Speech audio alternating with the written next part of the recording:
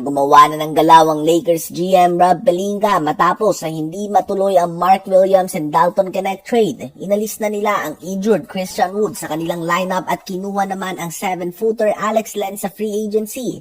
Si Alex Len ay isang 7-footer na halos wala ng minuto the last 3 seasons niya sa Sacramento Kings bilang backup center ni Sabonis. To be honest ay third string nga siya. Ibig sabihin ay backup ng backup center ng Sacramento Kings. Hindi inaasahan na gagawa siya ng malaking numero para sa Lakers. Kinuha nga siya bilang additional big body sa pinta dahil athletic na si Jackson Hayes. Subalit manipis ito at ulam para sa mga tulad ni Jokic. Habang si Christian Coloco at Jemison naman ay mga two-way contract players. Ibig sabihin nito ay hindi sila pwedeng maglaro sa playoffs hanggat hindi sila binibigyan ng standard NBA contract ng Lakers. Ang galaw na ito ay more of a temporary move o pansamantalang galaw lang at hindi long-term move para sa Lakers. Asahan na kukuha pa sila sa free agency sa off-season ng mas may kalidad na center. Partikular na target nila ayon sa mga insiders ay ang tulad ni Miles Turner na free agent na matapos ang season na ito. Habang si Christian Wood naman ay isang very talented center. Isa siya sa mga Anthony Davis prototype player.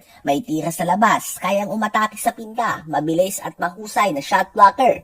Ngunit tulad nga ni AD, injury prone din siya. Ganun pa man ang malaking dahilan kung bakit hindi siya tumatagal sa isang team kahit na may kakayahan siya na mag-average ng 20 points and 10 rebounds per game bukod na lamang sa injuries. Ito nga ay ang kakulangan ng basketball IQ sa NBA level. Madalas nga may miscommunication na nagaganap kapag naglalaro siya offensively and defensively.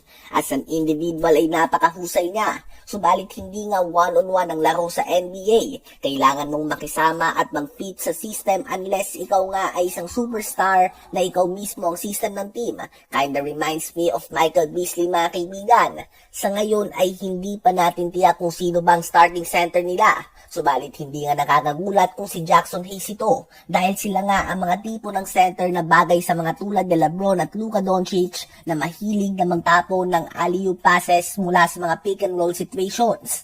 Asahan din nga nagagamit si JJ Redick ng 5-man combo ni Luka Doncic, Austin Reeves, LeBron James, Rui Hachimura at Jared Vanderbilt. Ito nga yung lineup nila na pangtapat sa small ball dahil 1-5 ay switchable ito at may kakayahan na maglaro ng 5-out offense.